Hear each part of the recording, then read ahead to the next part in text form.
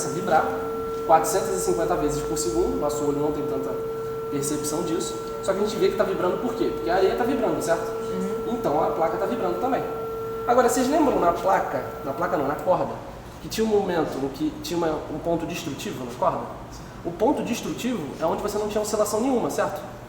Aqui na placa, o ponto destrutivo estaria exatamente onde a areia fica paradinha. Você vê que ela procura um lugar para ela ficar parada. Aqui no centro, ó, você vê que tem bastante areia paradinha. Na periferia aqui em volta, né, elas começam a ficar loucas e elas vão procurando esse lugar para ficar presa, para ficar parada. Tá?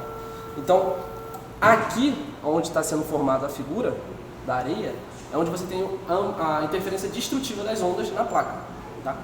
Ah, mas como é que é formada essa interferência? Como eu falei, a placa ela vibra igual um papel.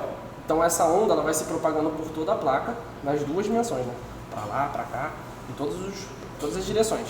Quando ela chega na extremidade, vai ser a mesma coisa que a onda na corda com essa tensão aplicada. Ela não vai ter mais extremidade, não vai ter mais lugar para se propagar, ela bate e volta com fase oposta. Quando duas ondas se encontram, tem interferência. Aí gera essa figura. Tá? E eu posso botar qualquer tipo de frequência. Vocês podem falar um valor aleatório. Vem na cabeça de vocês. 60? 60 talvez.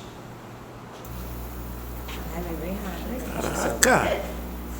Com uma frequência muito baixa, tem uma amplitude muito maior para as ondas. Aí acaba jogando todo mundo para fora. Fala um outro valor. É 110. 110? Pode chutar alto. 360. 360.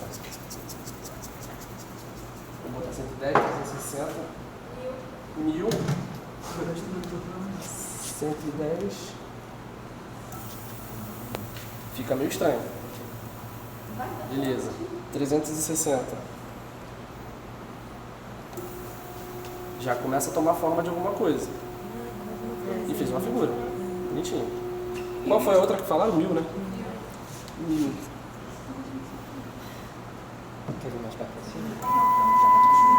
Já fez outra figura. Que barato! Se eu botar... É 2000. 2000?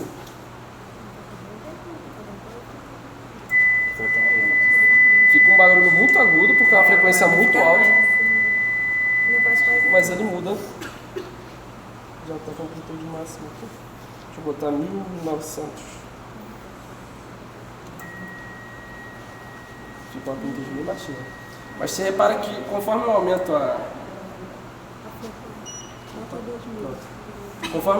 a frequência, como é uma caixa de som, né? Se eu aumentar a frequência, o som fica agudo. Por isso que ficou aquele barulhinho bem chatinho quando eu botei 1000 Hz. E conforme eu aumento a frequência também, eu aumento o número de oscilações da placa. Isso influencia diretamente em quanto que elas vão ficar vibrando. Se eu botar uma frequência relativamente baixa, né, que nem os 60 Hz, ela vibra bastante, então tem bastante amplitude. Tá? Se eu botar uma frequência maior ainda, eu tenho uma amplitude um pouco mais baixa. Tá? Isso é um pouco mais abstrato, mas tem correlação com essa ideia da placa. Deixa eu botar 2000, deixa eu botar 2. Olha lá. Você vê que ela se mexe bem pouquinho, mas se mexe. Só que demora mais tempo para formar a imagem do que uma frequência mais baixa que a gente coloca.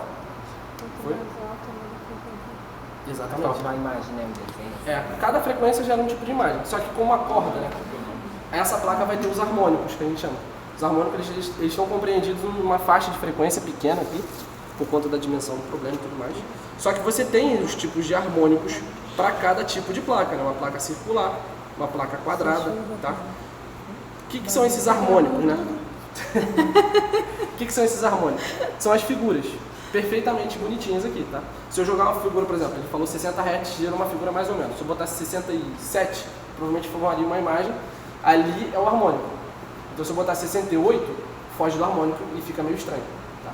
Por que eu estou comentando isso? Porque na natureza, tá? Tudo, às vezes, né, se comporta desse jeito meio quantizado. Tá? Coisas tipo, você não pode ter um contínuo ali, tipo 1,5, 1,1.